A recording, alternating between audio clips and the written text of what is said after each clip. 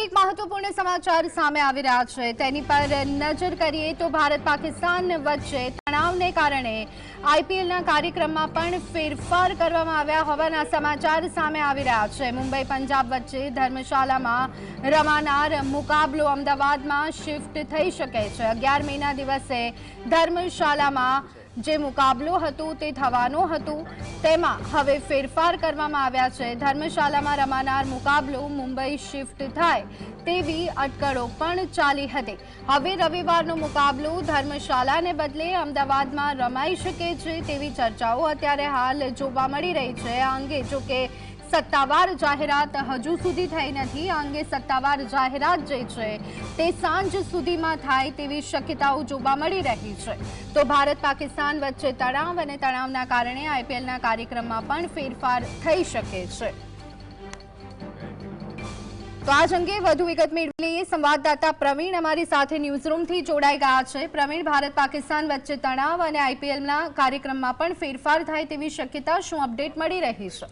જે સ્થળમાં ફેરફાર થવાનો છે એ જ આઈપીએલના કાર્યક્રમમાં ફેરફાર છે। તેનો સીધો સાદો મતલબ એમ છે કે ધર્મશાલા જેટલી હાઈટ ઉપર વિશ્વનું સૌથી ઊંચાઈ પર આવેલું મેદાન છે અને જે કાર્યવાહી ભારતે કરી છે આતંકીઓ ઠેકાણા પછી, અને આજે રાવલપિંડીમાં જે પીએસએલ ચાલી રહી છે પાકિસ્તાન સુપર લીગ, તો આજે ગેમ છે અને આજે જે સ્ટેડિયમ અને નુકસાન થયું છે તેનો સીધો સાદો અર્થ એ થયો કે હવે ભારત પણ સેફટીના ફીચર્સથી કોઈ રિસ્ક લેવા માંગતું નથી। આ ચર્ચા 2 દિવસથી ચાલે છે, પરંતુ એક જવાબદાર માધ્યમ તરીકે આપણે ત્યારે સમાચાર ફ્લેશ કરીએ છીએ કે જ્યારે ઓફિશિયલ સાથે કંઈ વાત થાય છે। કન્ફર્મ સત્તાવાર જાહેરાત બાકી છે, છતાં પણ આપણે કહીએ છીએ કે રમાઈ શકે છે। તેનું કારણ એ છે કે ટૂંક સમય પહેલાં જ ગુજરાત ક્રિકેટ એસોસિએશનના સેક્રેટરી અનિલ પટેલ સાથે મારી વાતચીત થઈ અને બીસીસીઆઈએ પણ તમામ ફેસિલિટીઝ અને બહુ ટૂંકા ગાળામાં કયું એવું વેન્યુ છે કે જ્યાં આયોજન થઈ શકે તેના હિસાબથી અમદાવાદનું નરેન્દ્ર મોદી સ્ટેડિયમ બેસ્ટ વિકલ્પ છે। તેનું કારણ એ પણ છે કે હાલ રવિવારે કોઈ ગેમ નથી।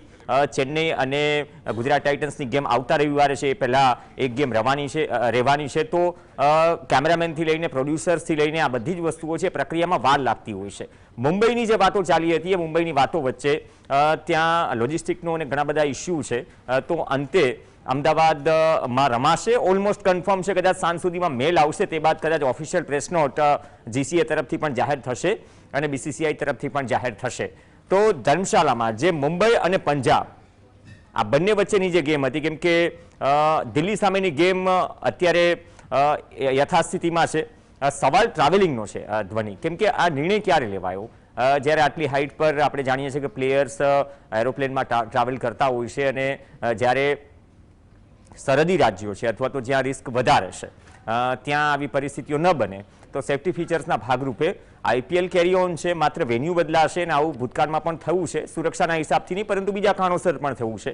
પણ આ પરિસ્થિતિમાં કદાચ આ વીક જે આખો છે રવિવાર પછીની પણ ગેમ છે એ પણ બીસીસીઆઈ તમામ રીતે રણનીતિક હિસાબથી નજર લગાવીને બેઠી છે કે કદાચ સુરક્ષાના હેતુથી કદાચ કોઈ બદલાવ કરવાનો આવે તો પછી તે હિસાબથી બ્લુ પ્રિન્ટ તૈયાર કરીને પણ બેઠી છે।